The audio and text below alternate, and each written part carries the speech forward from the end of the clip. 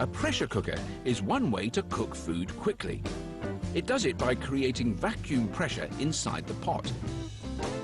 This raises the boiling point of water so the food can get hotter and cook in just a third of the time it takes an ordinary pot. However, it only works if there's an airtight seal between the lid and the pot. Making that airtight seal between the cooker and the lid starts with stamping a thin stainless steel disc into a thick, sturdy pot. Stainless steel is a popular choice for cookware because the steel is mixed with a hard, shiny metal called chromium, which protects the steel from stains and rust. This stainless steel also contains nickel, a softer metal that makes the discs elastic enough to be stamped into shape.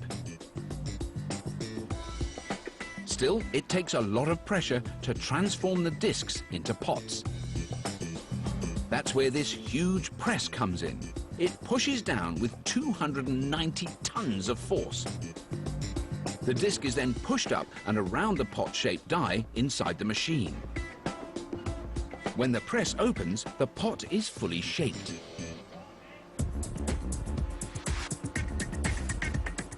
But without an airtight seal between the pot and the lid, there would be no pressure inside the pot.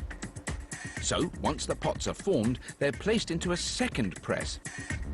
This uses a uniquely shaped die to cut 6 tabs into the rim of the pot. The tabs are designed to lock into matching notches on the lid of the pot, similar to the way a lens locks into a camera. Without these tabs, the pressure inside the cooker could literally blow the lid off the pot. Once the rims of the pots are cut and ready to lock, an aluminium core is sandwiched between the bottom of the pots and an outer layer of stainless steel. The core is needed because aluminium is a much better conductor of heat than steel. Without it, the food in the pot wouldn't get hot enough to cook quickly or evenly. The aluminium is pressed and fused to the bottom of the pot by a burner heated to 600 degrees. It's just hot enough to melt the aluminium without melting the steel, just like the cheese in a grilled cheese sandwich.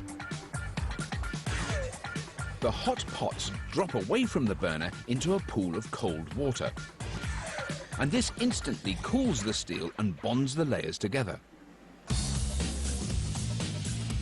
Now all that's needed is a set of sturdy handles to complete the pot. To prepare the pot for handles, a robot spot welds 4 screws to the side in a box-like pattern. These will be for the long handle that goes on one side of the pot. The robot then spins the pot 180 degrees to weld on 2 more screws for the smaller handle. The precision of a robot is necessary because the placement of the screws is key.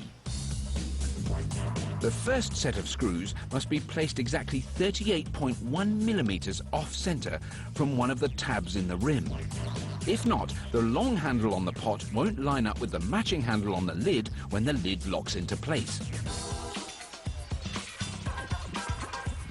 Once all the screws are welded, a worker takes over and uses a screw gun to attach the sturdy plastic handles.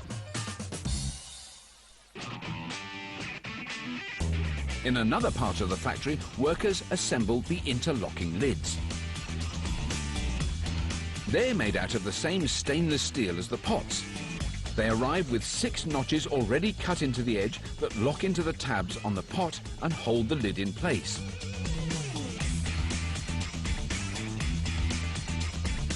Workers add 2 pressure valves to the top of the lid. The main pressure valve sits in the middle.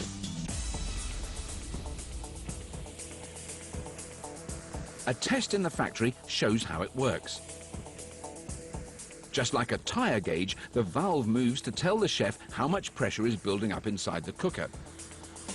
The higher the pressure, the hotter the temperature. When the gauge is all the way up, the pressure is up to 0.98 kilograms per square centimeter, about half the pressure inside a car tire. The gauge is also a safety valve that lets off steam if the pressure gets too high.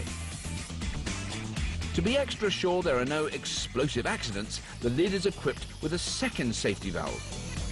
To attach it, a machine grabs the small valve and squeezes it through the top of the lid. Then, to assure an airtight seal, no matter what the pressure, a thick rubber gasket is placed around the inside edge of the lid. It's made of silicone rubber that can handle extreme heat.